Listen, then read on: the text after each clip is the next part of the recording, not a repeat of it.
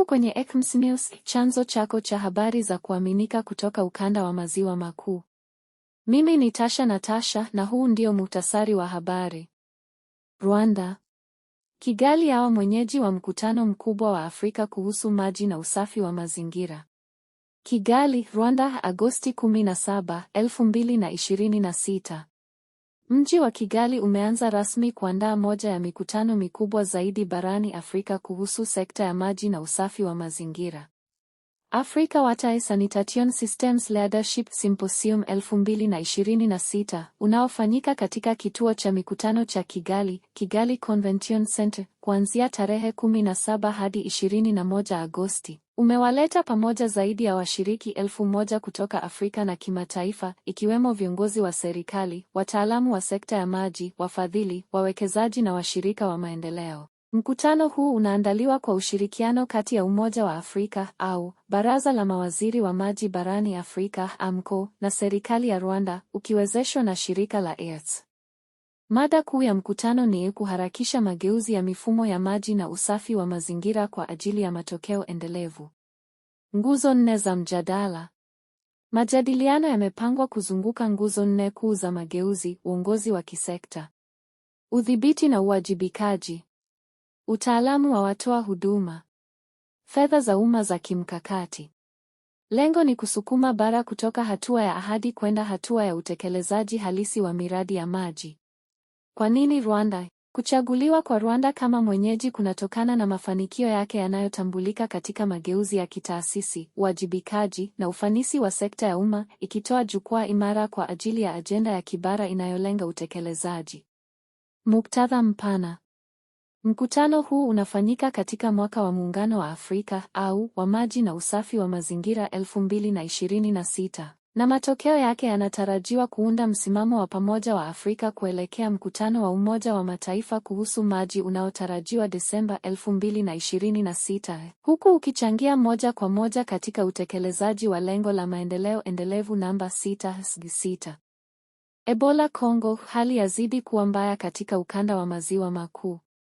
Mlipuko wa Ebola nchini Kongo Kinshasa, unaosababishwa na aina ya virusi vya Bundibugyo, umeendelea kuzidi kwa kasi tangu kutangazwa rasmi tarehe 15 Mei 2026 katika mkoa wa Ituri.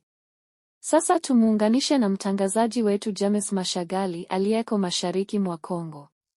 James, habari za huko? Asante Tasha. Mimi ni James Mashagali nikitangaza kutoka mashariki mwa Kongo ambako hali ya mlipuko wa Ebola inaendelea kuzidi kuwa mbaya.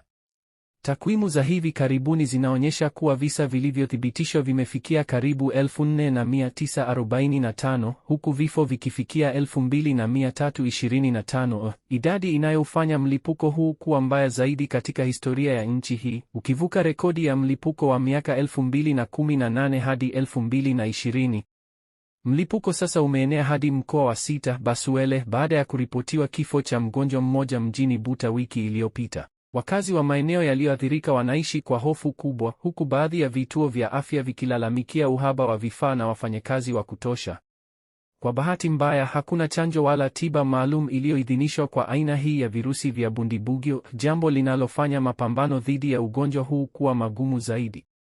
Mashirika ya afya ya kimataifa ikiwemo WHO yanaendelea kutoa msaada wa dharura, huku yakisisitiza umuhimu wa kugundua wagonjwa mapema na kuwatenga ili kuzuia maambukizi zaidi. Kwa upande wa nchi jirani kama Rwanda na Burundi, mamlaka za afya zinaendelea kuimarisha ufuatiliaji wa mipakani kutokana na uhusiano wa karibu wa kibiashara na kiusalama na Kongo. Kwa siku kadhaa zilizopita, mapigano yameendelea kusini mwa mji wa Masisi. Vyanzo vya kiusalama vinaeleza kuwa wapiganaji wanaounga mkono serikali waliendeleza mashambulizi dhidi ya vikosi vya M23, lakini M23 iliweza kuzuia mashambulizi hayo ya vikosi vya serikali katika vijiji vya Shanje, Lumbishi na Kadasomwa ndani ya wilaya ya Masisi. Wakazi wa maeneo haya wanaishi kwa hofu kubwa, huku wengine wakilazimika kuhama makazi yao kutokana na milio ya risasi yanayosikika mara kwa mara. Kwa upande wa mchakato wa amani wa Doha, hali nayo si shwari. Kutoka mjini Goma, viongozi wa kundi la AFC/M23 wamenieleza kuwa wanahoji uwazi wa serikali ya Kinshasa katika utekelezaji wa makubaliano, hasa kuhusiana na uachiliwaji wa wafungwa. Wanadai baadhi ya waliokwishaachiliwa hawakuwa sehemu ya makubaliano halisi kati ya pande hizo mbili.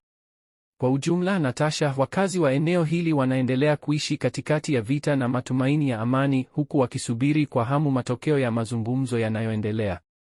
Mimi ni James Mashagali kwa EKMC News kutoka Mashariki